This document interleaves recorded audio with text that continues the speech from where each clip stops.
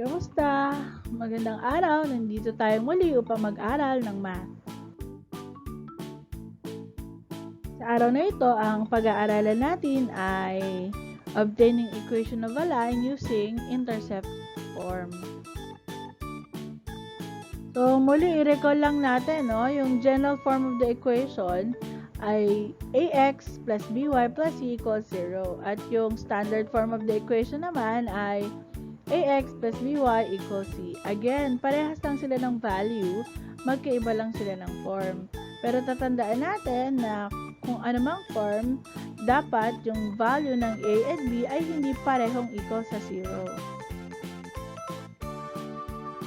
Yung equation of a line with x-intercept a and y-intercept b ay given by using the formula x over a plus y over b equals 1, kung saan a is not equal to 0 and b should not also be equal to 0. So, pwede natin gamitin ang formula nito sa paghanap ng equation of a line kapag meron tayong 2 points provided na ang coordinates nila ay a0 para sa x-intercept at 0b para sa y-intercept. Minsan naman, ang given sa problem ay diretso na A and B at hindi siya sa form ng coordinates. So, try nating sagutan ang problem na ito. Write the equation of the line given 0, 3, and 4, 0. So, dito i-identify muna natin yung value ng A, which is 4, at yung value ng B, which is 3. So, importante ito para hindi tayo malito kapag nag-substitute na tayo dun sa formula. So, ang formula natin is x over A plus y over B equals 1. So, again, we need to substitute. So, magiging x over 4 plus y over 3 equals 1. So, pagkatapos nito, hahanapin natin yung LCD or yung least common multiple of the denominator, which in this case is 12. And then we perform the usual operation when we simplify fractions. No? So, 12 divided by 4 is equals to 3 times x ay 3x.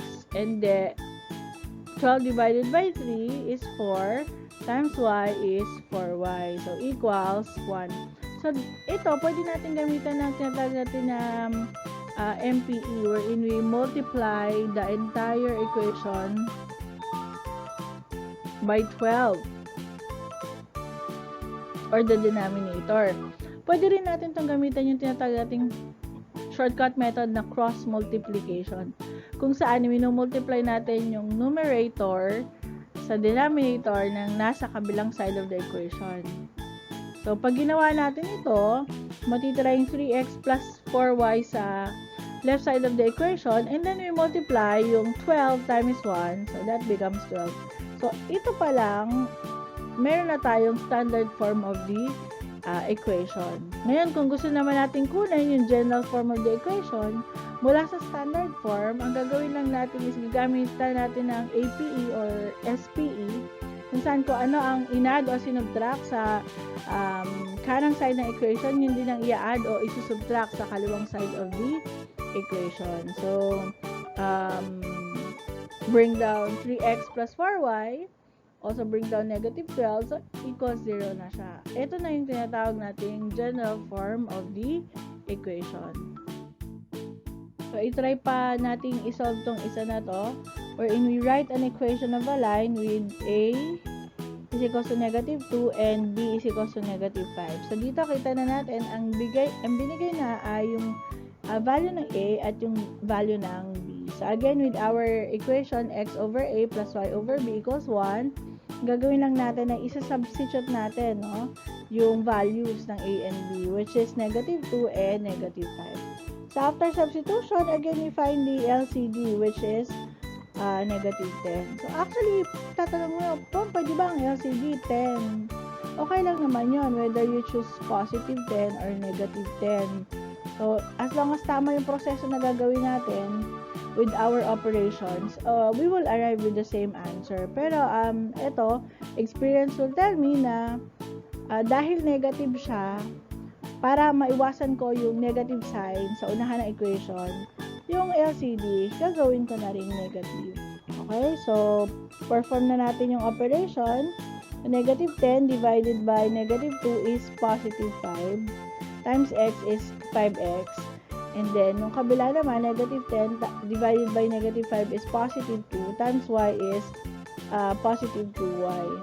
So, equals 1. So, again, katulad nung kanina, pwede natin itong gamitan ng multiplication property of equality or pwede rin natin gamitan ito ng shortcut na cross multiplication. So, again, pag ginawa natin yon, matitira sa left side of the equation yung 5x plus 2y, and then i-multiply naman natin yung negative 10 times 1, so equals negative 10. So, therefore, we have 5x plus 2y equals negative 10. Yan na yung standard form of the equation natin. Again, kung gusto natin gawin siyang general form, so mula sa standard form, all we need to do is to have addition property of equality, kung saan kung anong inad sa kanan side of the equation, hindi nang i-add sa kaliwa.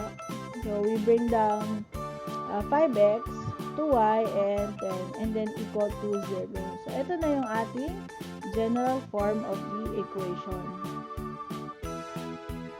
So, again, no, kapag given yung x and y intercepts, pwede nating ma-obtain yung equation of a line using the formula x over a plus y over b equals 1.